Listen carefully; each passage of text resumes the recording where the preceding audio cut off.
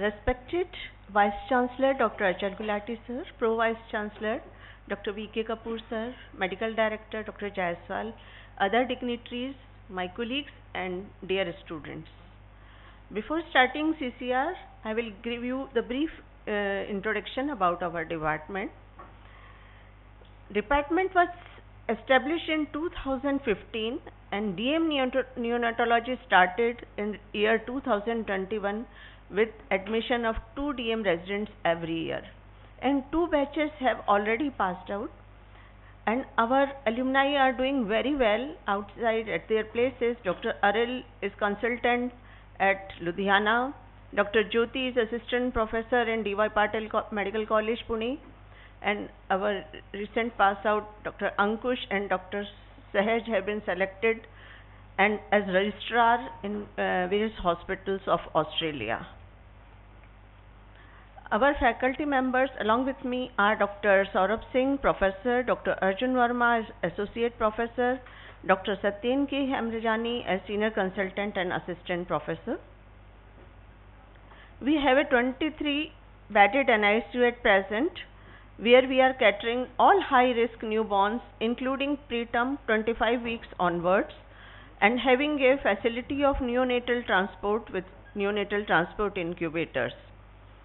We have a state-of-art equipments like 5 high-frequency ventilators, 4 non-invasive ventilators, but our policy is to avoid any invasive procedure and to keep non-invasive to avoid ventilator-associated pneumonia. We also have the facility of point-of-care ultrasound, where all sorts of focus is done by our own faculty and residents for every case, almost every case. Total parental nutrition facility is also available in our department, but our motto is to start full feeds as soon as possible, even in preterms from day 1 if there is no contraindication, as avoiding lines or cannula avoids the major source of sepsis. We are very lucky having Amrit Milk Bank, that is human milk bank, in our own institute, which was established in 2016, and 250 units per month are provided to us. That is the boon for our tiny newborns in NICU. We are also having a lactation consultant, and after her joining, there is a tremendous improvement in breastfeeding practices and human milk donation. As far as academic activities are concerned, in last 5 years, we have published in national and international reputed journals about 19 papers, and we have attended conferences. All faculty have been invited as either speakers or panelists in at least 23 conferences or CME last year. We have arranged guest lectures by eminent national and international faculty. Besides regular day-to-day academic activities, we are also doing work outside also as a national faculty. We all 4 are national faculty, either in basic NRP and or advanced NRP and BLS, and participating in organizing such programs periodically as faculty members. These are certain success stories of us which are covered by media. We have organized certain national workshops on advanced neonatal resuscitation and neonatal procedures. Neonatal resuscitation workshops are a regular feature of our department, which are simulation and problem-based for learning. We organize every year breastfeeding week in August and newborn week in November to spread the awareness in masses, students and nursing staff and paramedics. Besides this, nursing education is a regular feature of our department. Maybe because of that, when during last breastfeeding week, and NNF Jaipur organized nursing fees, where about 10 teams participated from various hospitals. We are proud to say that our team was declared winner. There is a steady increase in the number of OPD cases in last 5 years, and same is true for IPD cases. But our best achievement, rather the moments of real happiness, are when we see these little achievers who were born less than 1000 grams prematurely and fought their battle against all odds and came out as winners with neurodevelopmental intact survival. Especially I will like to mention these two newborns who were born around 500 grams and now around 4 years of age and doing very well. Thank you. Now I will invite our first year resident Dr. Kanika Khanna to proceed for CCR.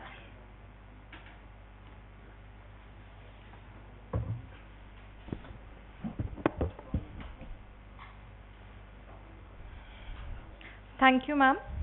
Good morning to all. Today's topic is From Brink to Breath, Surviving Neonatal Collapse. I am Dr. Kanika Khanna, first year DM Neonatology resident.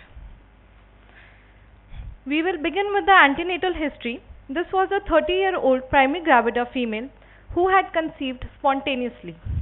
She was referred to our hospital at 33 weeks of gestation in view of preeclampsia. Antenatal ultrasound showed fetal growth restriction associated with oligohydramnios and deranged Dopplers, suggesting placental insufficiency and fetal compromise. Serial Doppler surveillance was performed during the antenatal period. At around 28 weeks, we can see the umbilical artery pulsatility index was noted to be above 95th centile, indicating increased placental resistance. This was followed by biweekly Doppler monitoring. At 33 weeks, there was a reduction in the middle cerebral artery pulsatility index to below 5th centile, suggesting a brain sparing effect. There was also reversal of the cerebroplacental ratio, which indicated significant fetal distress. At this point, I would like to invite Dr. Sarika Yadav, Assistant Professor and Fetal Medicine Specialist from Department of Obst and Gynae, to discuss the antenatal Doppler findings and the fetal surveillance that guided the perinatal management in this case. Good morning all. I am Dr. Sarika Yadav, a Fetal Medicine Specialist and Assistant Professor in Obst and Gynae Department. So a primary gravida at 33 weeks came to our for an ultrasound assessment. On examination, there was oligohydramnios. AFI was 4.5 centimeters. The fetal biometry was reduced.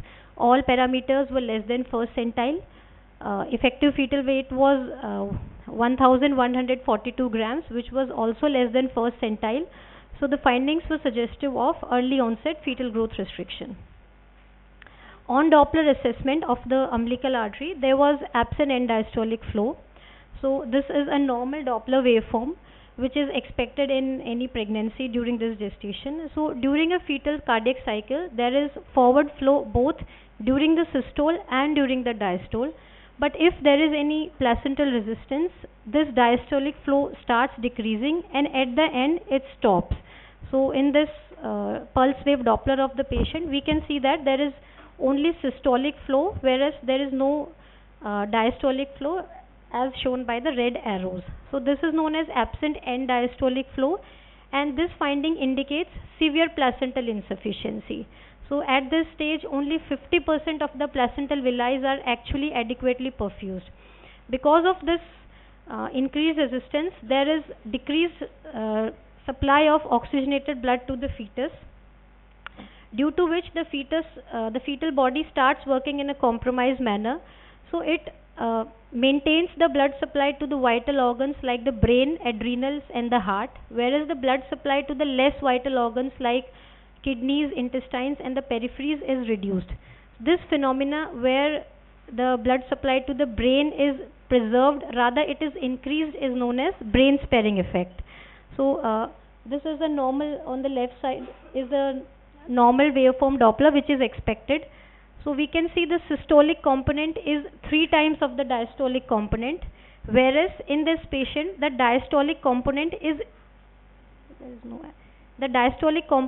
increased. So this can be subjectively assessed by the PI or the pulsatility index, which is lower than the 5th centile for this gestational age. The Doppler, uterine artery Doppler also showed an increased resistance with the mean PI more than the 95th centile for the gestational age. The ductus venosus is the last vessel to be affected in this sequelae of FGR. In our case, the ductus venosus flow was normal. So the final diagnosis was a 33-week, 4 days pregnant female with oligohydramnios, fetal growth restriction with Doppler changes, particularly absent end diastolic flow, which comes in the stage 2 fetal growth restriction by the Barcelona staging. So in view of the above findings of ultrasound, delivery was advised. The patient had received antenatal steroids already. To discuss the further birth details, I would like to invite Dr. Kanika from Department of Neonatology. Thank you.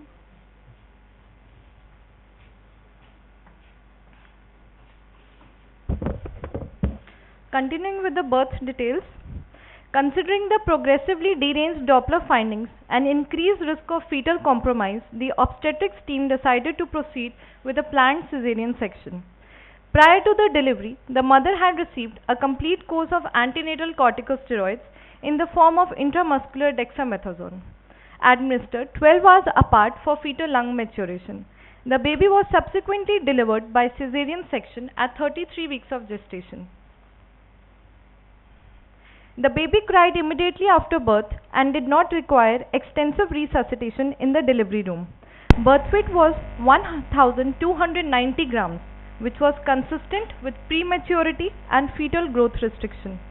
The Apgar scores were 7 at 1 minute and 8 at 5 minutes, which indicates satisfactory initial adaptation after birth.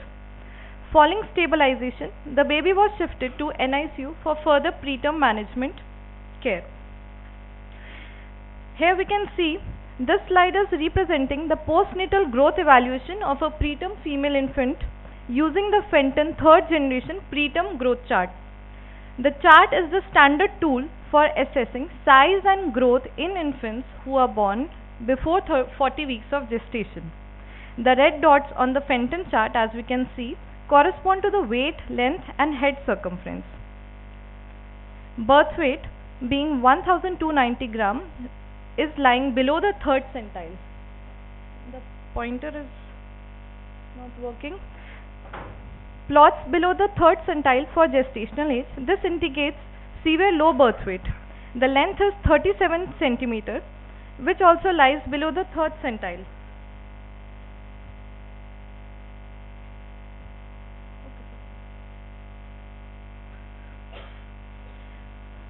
The length lies below the 3rd centile, which also indicates there is growth restriction.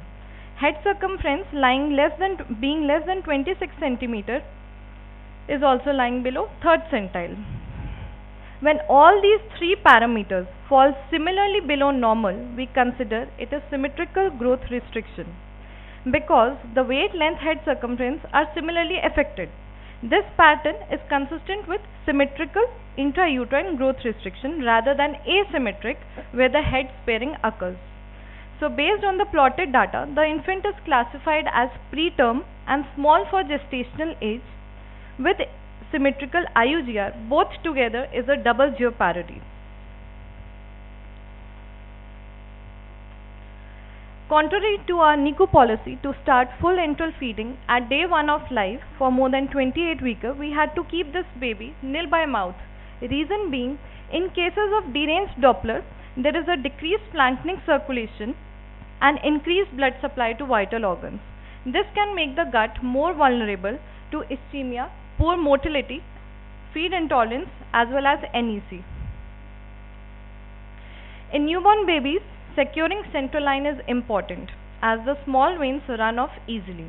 Now in newborns, securing the central line is a bit different from securing it in adults as well as in pediatric age group. We secure it through the saphenous vein, and since it is peripherally inserted, it is called peripherally inserted central catheter, that is PICC line. For our baby, one of our residents secured PICC line in the first 24 hours of life. At the time of securing line, we do a strict vigilance. Who is securing the line? Had they washed their hands? Was aseptic technique followed or not? This is an entire checklist which we follow at the time of procedure. Not just this, we follow a maintenance checklist after inserting the line in order to prevent collapse. We are very grateful for the availability of laminar airflow system in our unit. We are able to prepare total parenteral nutrition under strict aseptic conditions after proper mixing of fluids. The laminar airflow provides a controlled sterile environment, thereby it minimizes the risk of contamination during TPN preparation, that is total parenteral nutrition. In addition, our unit is equipped with ultraviolet radiation, which further helps in maintaining sterility and infection control standards during this preparation. For the first 48 hours of life, the baby was maintained on total parenteral nutrition to ensure adequate nutritional support, while the enteral feeding was deferred. After 48 hours, minimal enteral nutrition was started, that is 20 to 25 ml per kg per day, and enteral feeds were gradually advanced between day 2 and day 5 of life based on feed intolerance and clinical stability. We are very fortunate to have a dedicated human milk bank in our institute, which plays a very crucial role in meeting the nutritional requirements of extremely preterm and very low birth weight babies. We are proud to share that formula milk usage in our setup is minimal, which has been made possible because of the support of the state-of-the-art milk bank. Baby was doing well till day 5 of life, following which from day 6 of life there was onset of clinical instability and rapid deterioration in condition. I would like to invite Dr. Siva Kumar, DM resident, to elaborate on the clinical course and rapid decline.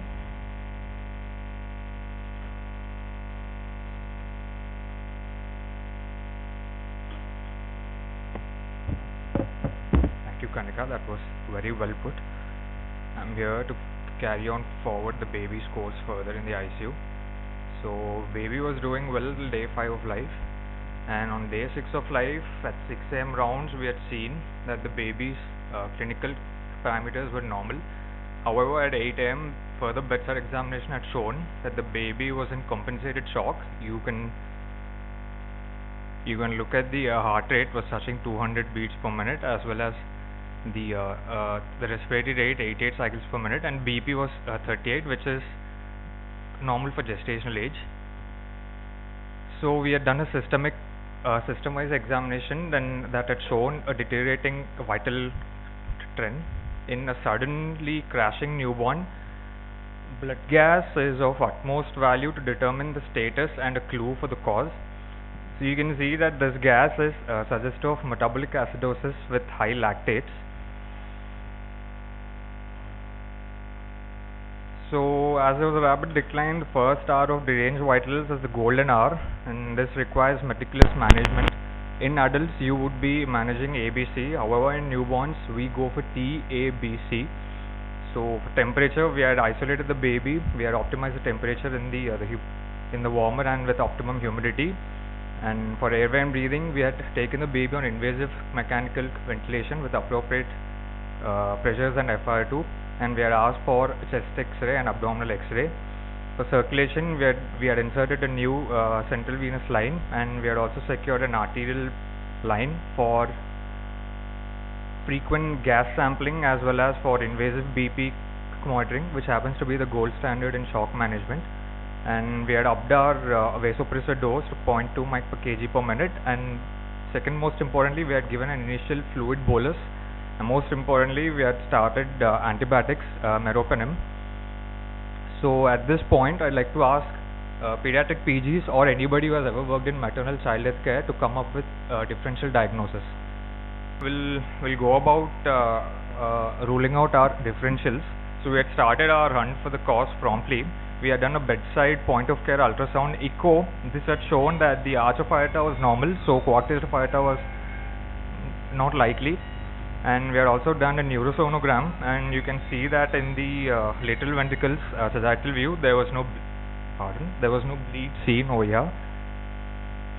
And over here I'd like to point out that point of care ultrasound, it's not just useful for structural anomalies, differentials, but also you can pinpoint any shock due to any cause.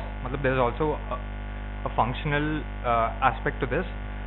So even before we had received the reports, or even before probably the sample has gone to the lab, we had our first clue that was baby was in compensated shock. There was tachycardia and high cardiac output, so baby was likely in late onset neonatal septicemia. The next differential I wanted to rule out was NEC, and our X-ray, you can see that the chest X-ray there was reticulonodular opacities, but more importantly on the abdominal X-ray you can see that there is no feature suggestive of NEC, and later you would see that labs also showed a normal sodium, so NEC was not likely, and bedside ultrasound was also done, that was normal as well. There was no pneumatosis intestinalis. So as far as inborn errors of metabolism, I would have thought of congenital adrenal hyperplasia, but then again, because we had a preterm baby, sudden deterioration and high anion gap metabolic acidosis, and there was also an abnormal antenatal Doppler.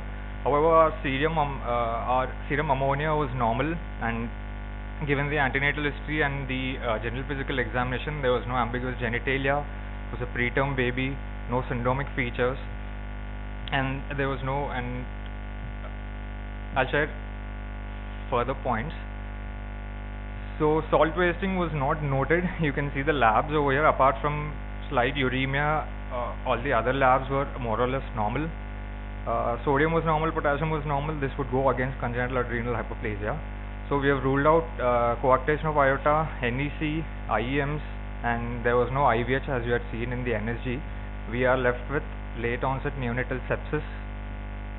So further day 6 of life, we had our labs appropriately timed, and we had neutropenia and thrombocytopenia as well.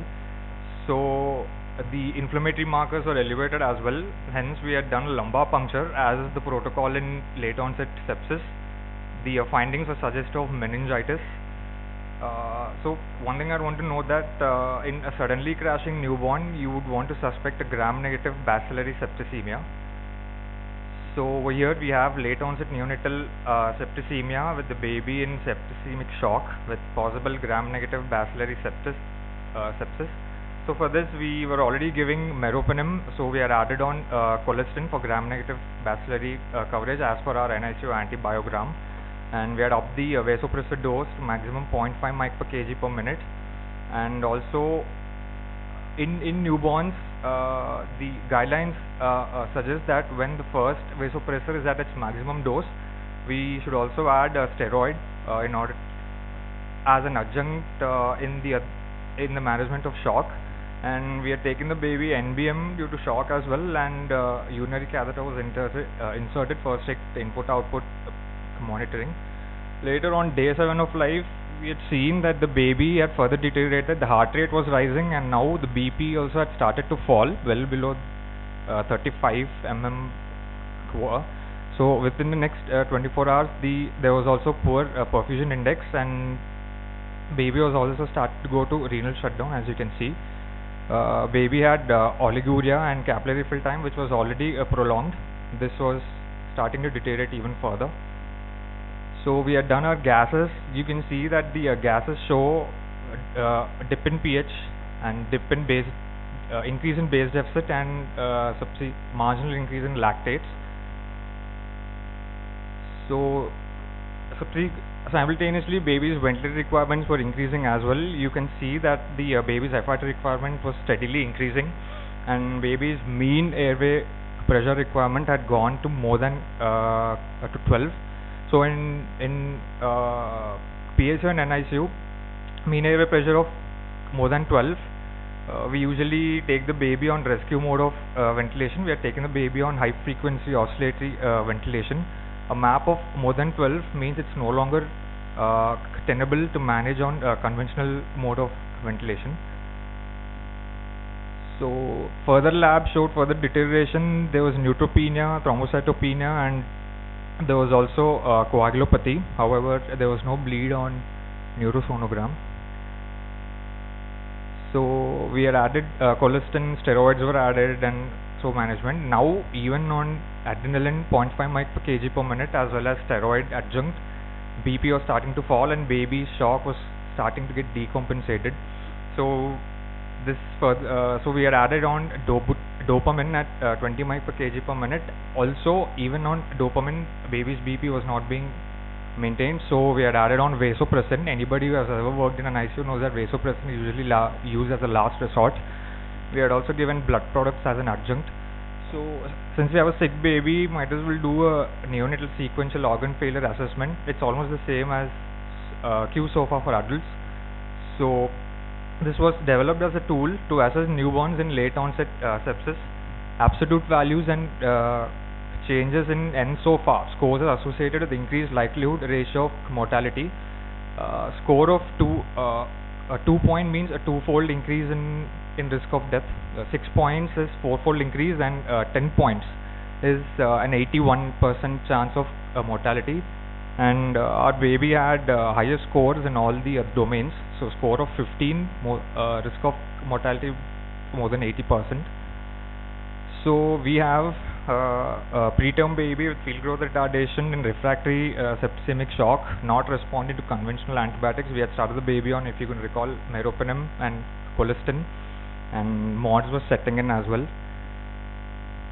So this was a situation to panic, as this baby is sick anyway, but good antibiotics were not working, and what if this could be the start of a septic outbreak in the NICU.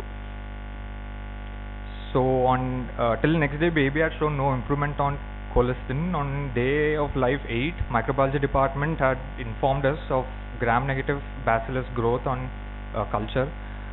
We had no time to wait for the full antibiotic sensitivity testing report. Newborns rarely give us the time to act, and they don't have the luxury of time. We were quite perplexed in our consideration for as to what antibiotic needed to be started next. So we had sought Dr. Yash Kathod's advice. I now invite him to carry on the case forward. We are really lucky to have him. You know that he is one of the only 2 infectious disease consultants in this city. Thank you. Good morning, respected dignitaries and dear colleagues. So our department got reference on day 7th of life. The patient was admitted in NICU for past 7 days. The baby was preterm with small for gestational age and IUGR. Born of LSCS at 33 weeks of gestation due to preeclampsia and placental insufficiency. There was a clinical deterioration from day 6 onwards with working diagnosis of late onset neonatal sepsis. So the reference was requested from our side for a flagged gram-negative bacilli and blood culture and worsening features of sepsis, any needful from our side, and for antibiotic optimization. After detailed history, examination and lab workup review, our syndromic diagnosis was established as per the neonatology team as well, that it was a late onset neonatal sepsis with septic shock due to hospital-acquired infection, since patient had PICC line in situ, which was removed later on, but it was most likely central line associated bloodstream infection with probable meningitis. At this point of time, we just had information that there was a gram-negative bacilli in the blood culture. So etiological diagnosis remains to be gram-negative bacilli, which is a broad term, but we knew that since it was a hospital-acquired infection, the risk of multi-drug resistance was very high. Since we didn't have time and the patient was deteriorating day by day, something very rapid diagnostic modality was needed.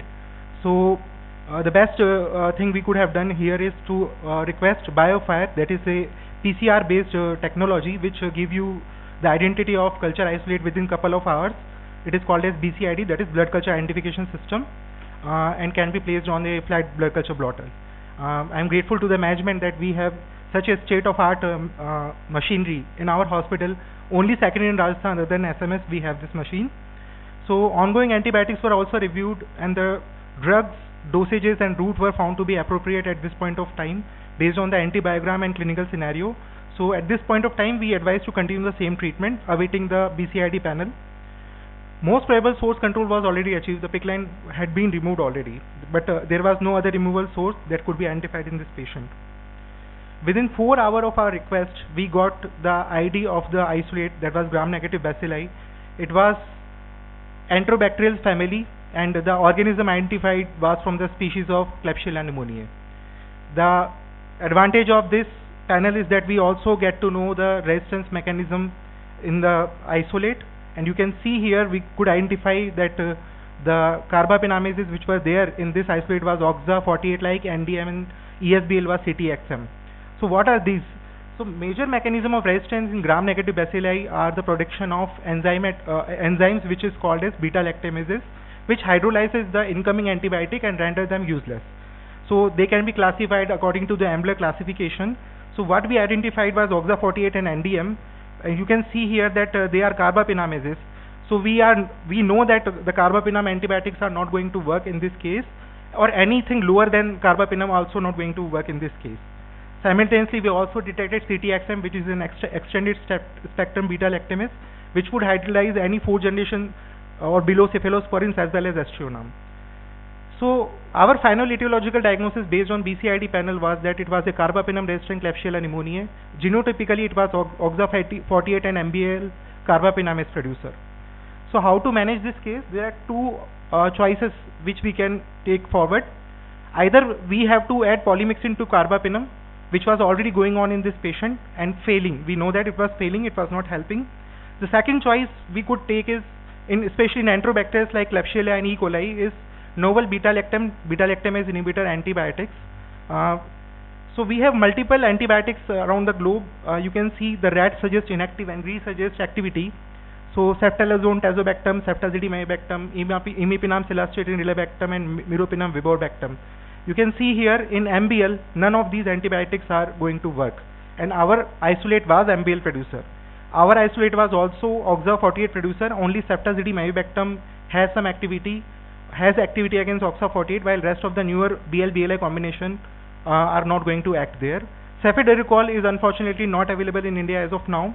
So what we do, it is an Indian concept that we improvise, what we call as jugaad. We combine avibactam with aztreonam.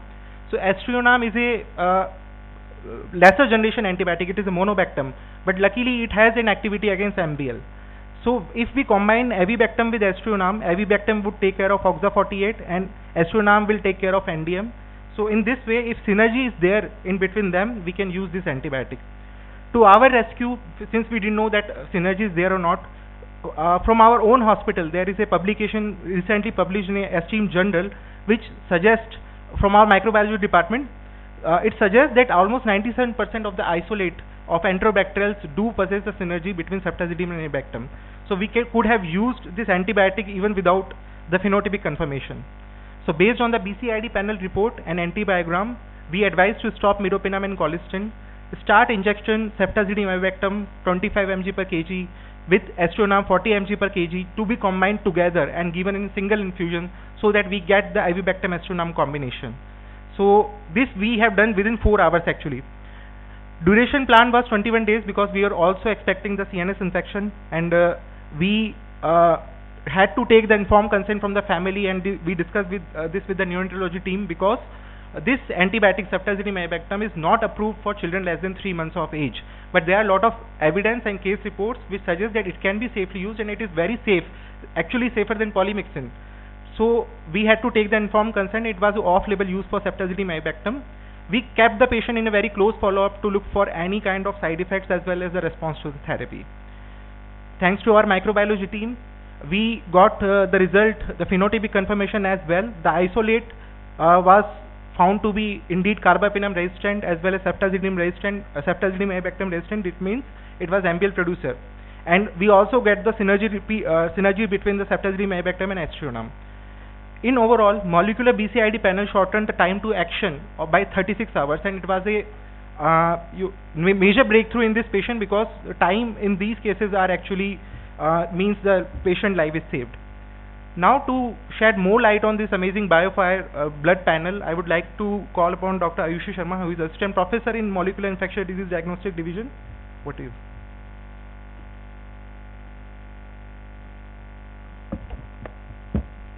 Thank you, sir. At the very outset, I would like to express my sincere gratitude to our management and leadership for their vision in developing the Central Research Facility and equipping it with cutting-edge instruments like the BioFire Film Array Torch system. It is because of their support that we stand today with one of the most advanced diagnostic platform in Rajasthan. In fact, like sir mentioned, very few centers in the state have access to the BioFire technology, and this makes our facility truly unique. The BioFire blood panel represents revolution in sepsis diagnostics. Traditionally, blood culture takes days to yield results, but with BioFire, we can obtain comprehensive answers in just about 1 hour. Even more remarkable is that the system requires only 2 minutes of hands-on time, making it both efficient and user-friendly. For a cost of 13,000 rupees, clinicians receive a 43 target panel that covers a wide spectrum of pathogens and resistant markers, an investment that pays back in speed, accuracy, and patient outcome. Talking about the workflow, the blood is collected in a BD Bactec culture bottle, which is then incubated with the instrument. Once the machine beeps positive, that indicates growth in the blood sample, which is then transferred to the cartridge of BioFire and further loaded on the instrument. The PCR analysis takes under 1 hour and the report is uploaded on the LIS system. The strength of BioFire lies in its syndromic menu: one test, many answers. Whether it is pneumonia, meningitis, gastrointestinal infection, joint infection, or bloodstream pathogen, BioFire provides a comprehensive coverage. The blood panel alone detects 30 organisms ranging from gram-positive and gram-negative bacteria to yeast such as Candida and Cryptococcus. Equally important is the resistant detection. The panel identifies key resistant genes including MRSA markers, vancomycin resistance, carbamazepines, extended spectrum beta-lactamases, and even colistin resistance. This empowers clinicians to make informed and timely decisions that directly impact patient survival. In conclusion, the BioFire blood panel is more than just an instrument. It's a symbol of how far we have come in precision diagnostics. By enabling rapid and comprehensive results, it positions our center at the forefront of infectious disease care in the state. Thank you. To discuss the further case, I'd like to invite Dr. Kanika Khanna, Neonatology First Year Resident.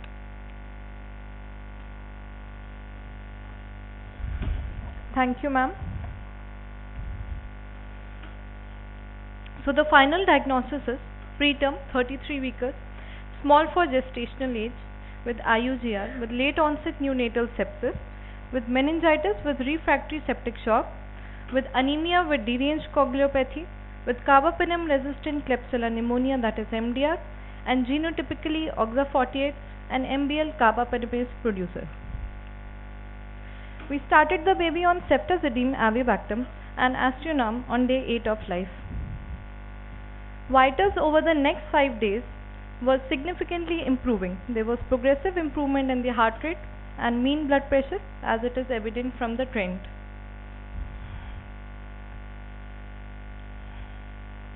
Serum blood gases also showed progressive improvement, as evidenced by declining lactates and rising bicarbonate levels.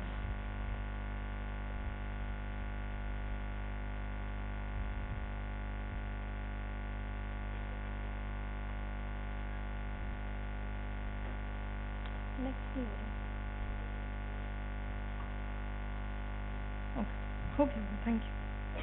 With clinical improvement, high-frequency ventilation settings could be progressively reduced. By day 16 of life, baby was shifted onto conventional ventilator. Baby was extubated to non-invasive ventilation in one successful attempt at day 20 of life and was taken on room air by day 23 of life. On day 6 of life, baby was in refractory septicemic shock on maximum dose of inotropes, and after starting antibiotics by day 13 of life, we could wean vasopressin as mean blood pressure and perfusion index was normalized. By day 14 of life, all the inotropes were stopped and invasive BP monitoring was also stopped. The serial CBC parameters show significant improvement with progressive rise in the platelet count. Baby remained nil by mouth till day 14 of life. Orogastric tube feeds were initiated on day 15, and by day 19 the baby had achieved full feeds with exclusive breast milk. By day 23 of life, the baby was transitioned to palliative feeds along with direct breastfeeding. As per our NICU protocol, the baby was screened for retinopathy of prematurity. The first screening revealed stage 1 zone 3 disease, and on subsequent follow-up examinations there was regression. We screen the baby for auditory examination is done by Bera, and thyroid function test and neurological examination was done, which was all normal. As part of our pre-discharge workup, we do anthropometry, which showed serial weight gain, improvement in head circumference, length as well as in weight. Ultimately, with good neonatal care, preterm babies catch up in growth.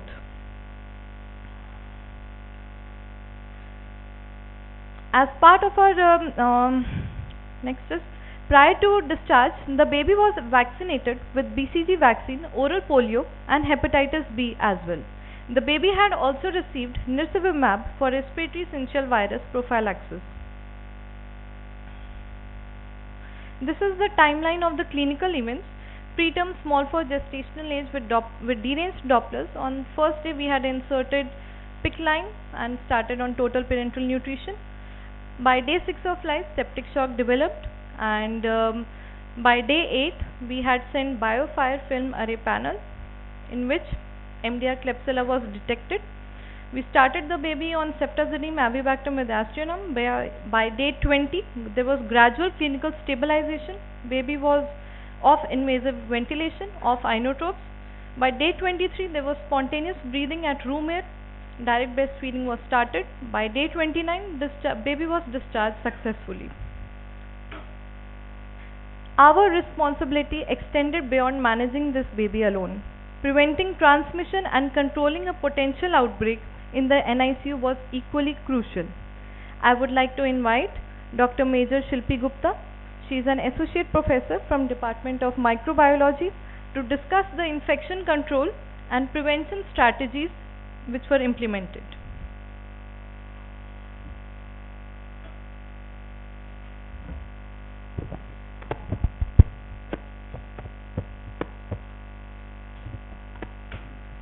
Thank you, Dr. Kanika.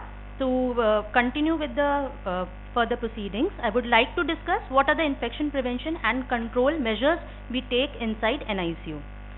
So whenever we want to do any targeted interventions regarding the prevention and control of infection, we need to know what are the HAI rates of that particular area.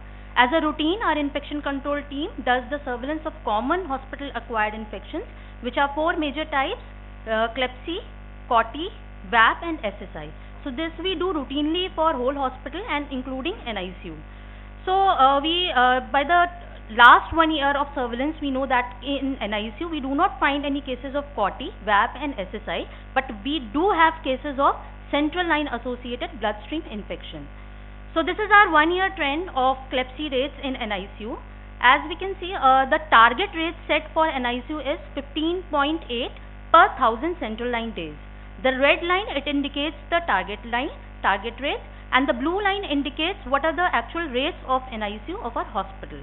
So as we can see, and in month of April and May the rate was 0, but in the month of June and July, the 2 cases were identified, then in July there was a 1 case, and then we have found sporadic cases, 1 case occurring in September and 1 case, the case which we are discussing, in the month of January. In the past 3 months we have not found any of the Klebsiella rates or Klebsiella infections in NICU.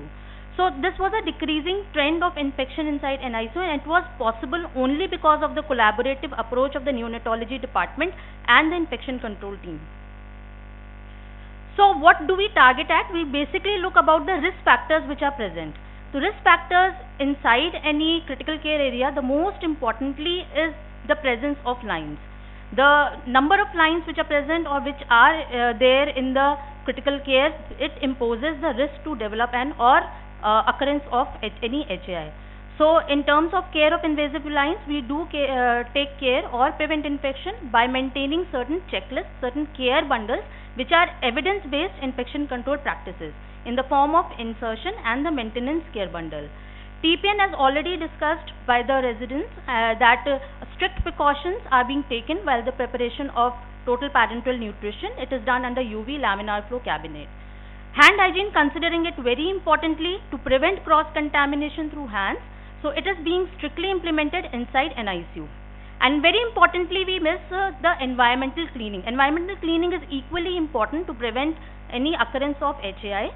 So cleaning and disinfection of the surroundings takes place inside ICU thrice a day, and we also focus on terminal cleaning. Terminal cleaning is basically a thorough cleaning which is done after the discharge or the transfer of the patient. So this is the checklist which we follow inside an ICU. This is an insertion bundle checklist. There were certain infection control practices which is followed during the time of insertion, so the infection doesn't enter inside the patient during the insertion. And maintenance is equally important because the line is already there inside the blood vessels, so we need to take care. So during the time of maintenance also the infection doesn't enter. And a random audit is done by our infection control nurses. Then training on hand hygiene is a routine practice. We take on-site trainings including all residents. And as a reminder to increase the compliance, we have this 2-hourly announcement made through e-bags, and I would request it is made for the whole hospital, and every one of us healthcare workers should do hand hygiene whenever this announcement is made. It is just as a form of reminder. This is the environmental cleaning, routine cleaning, and as mentioned, we do terminal cleaning is also taken care of because the bacteria can survive in the environment for longer period until unless proper disinfection is being done. Apart from that, our aim of infection prevention is also that the cross transmission of the infection does not occur. As we have seen in this case, we had this HAI in NICU, but our aim was that it should not be transmitted to other neonates. So what was done was, first of all, it was isolated. We also requested our nursing director to provide adequate number of staff, nursing staff, so that the staff-patient ratio should be maintained as 1:1. Then strict contact precautions in the terms of strict hand hygiene protocol, adequate personal protective equipment should be worn by any of the healthcare while handling the neonate, and we use dedicated or most preferably disposable equipment so that it doesn't get transmitted to other patients. And as a form of reminder, we have this printed poster or placard which is being stuck besides the patient bed as a reminder to everyone who enters inside the NICU so that the contact precaution is taken. Thank you so much. So I would now like to call upon Dr. Arjun Verma, Associate Professor in the Department of Neonatology, to further carry on the case.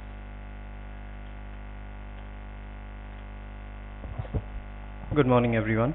Thank you, Dr. Shilpi. As we all have read in our basic, when we were kids, the most famous saying, prevention is better than cure. And ma'am has correctly put that we need to prevent these infections rather than curing them. Yes, we have cured successfully and we are proud about it, but we have to prevent further. The real satisfaction for a neonatologist after working for 14 years and becoming a DM neonatologist is not just about earning money or earning fame. It's about this baby. Now this baby was at 6th day of life. This baby had no fault. Baby should have gone home without any issues. And what landed up was the baby was wrapped up with tubes and wires. And at day 6 of life, for any neonatologist, this is not a good day. And when the baby deteriorated to such an extent, when the pH was dropping to about 7, and that day when we had to counsel the parent in the closed door, and we had to say to the father that we may not be able to make your child survive, and that it is very high possibility that this baby may not see the next day sun. We were trembling when we were saying those words, but we have been trained to calm ourselves and counsel the bad prognosis. At that same time, the father, what he said really will remain in my life for the rest of my days till I'm alive. He said, "Sir, आपको जो करना है करो, भगवान है, बचेगा ठीक है, नहीं तो कोई बात नहीं." And that was his last chance. ऐसा नहीं था. It was not like that he had many other chances to get a second child. So he said that whatever will be the God's wish, I'll obey with that. That itself was a learning lesson. I was about to counsel him, but he counseled me that I have to keep on working for this child. So our team started to dig again to do a relentless exercise. What other antibiotic we can search for, and to remind you, we cannot give an antibiotic like ceftazidime avibactam just left and right in an ICU. It is not. It is an off-label antibiotic. And because of biofire, we had a proof in our hand that this is actually a superbug which will not get treated by cholesterol. We will lose the baby. And because of biofire, because of the infectious disease specialist, we were able to survive this child and see this day. And exactly today, the baby is 4 months old. Baby was born on 13th of January, and today is 13th of May. Baby is 4 months old, and we can see the image of the child on our screen. And this makes our job successful and makes our chest pumped up to work again and again to save these children. And if you see the growth parameters from Bhopal, Madhya Pradesh, the baby has been shifted to their local facility. The weight is 3.2 kg. The baby who was less than 3rd centile at the day of 1 of life is now crossed 10th centile. The length has also improved to more than 10th centile. Head circumference is also more than 10th centile. We had done our job, but I would say the parents have done their job excellent way, so that they have maintained the baby in an absolute normal growth. And you can see a small smile on the baby.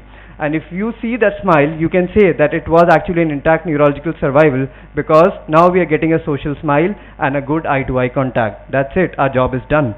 So finally, I would not boast about myself and my team and my seniors.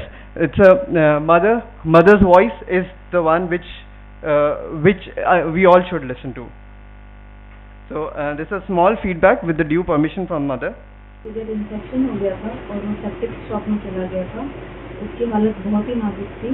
हमें तो डर था कि बच्चा पता नहीं बचेगा या नहीं. हालत बहुत नाजुक और गंभीर थी, लेकिन मीको टीम ने हार नहीं मानी. उनकी लगातार निगरानी और समझदारी की वजह से आज मेरा बच्चा सुरक्षित है और मेरे साथ है. उनकी इस उपलब्धि के लिए और मेरे बच्चे को बचाने के लिए मीको टीम को बहुत बहुत धन्यवाद. So with this, I think I can. There's nothing much to say. This is that the reason why we presented this case is not just about sepsis. It is about the prevention of sepsis, and we need to be very cautious when we work in ICUs for an adequate hand hygiene, because it is the hand that transfers the infection. It is the hand that transfers the cross infection, and it is the hand which is actually a savior becomes a killer. So with this, I thank and give a take-home message as golden hour of management is vital for survival of newborn, that we have been taught in our neonatology training. Supportive management and antibiotics along with inotropes all hand in hand work to prevent infection and to treat the septic shock. For a challenging case of multi-drug resistance with superbugs, not just AST is important, that is antibiotic sensitivity testing. Biofire is now the norm which has to be sent. Remember, it is costly. It takes about 13,000 as a test. But if we save 5 days of unnecessary antibiotics, costly treatment, costly ventilation settings, we bring down the cost to actually less than about 50,000 to 75,000 we are saving from the parent's pocket. So it is not expensive, it is actually economical. Preventing measures and audits are equally important. If one case is there, they can be 100. So we have to bring down to 0. For that, we need proper audits, proper training, and relentless, never dying attitude in preventing sepsis in an ICU. Along with that, this alone a neonatologist cannot save such babies. It is a multidisciplinary team which can save, and it is key in managing a newborn with superbug. With this, I thank the Board of Management for giving us this opportunity, and I sincerely thank Dr. S.S. Jaiswal sir and Lalit Mohan sir for being with us for last 3 to 4 days and spending lot of time, in fact sacrificing their own OPD time and helping us with this CCR. I thank the Department of Microbiology, Infectious Disease, Infection Control Management, Molecular Infectious Disease, and none other than Amrit Milk Bank, because of Milk Bank we are running an ICU, otherwise we would be not seeing this day. I thank Department of Obstetrics and Gynecology, Department of Fetal Medicine, our ENT and Ophthalmology Department, and all the paraclinical departments, Blood Bank, Pharmacology and Pathology, and last but not the least, the nursing, housekeeping and lactation counselors. Because of nursing, housekeeping, we are able to see a clean in ICU with no rates of CLAPSI for last 3 months. Thank you. We end this case.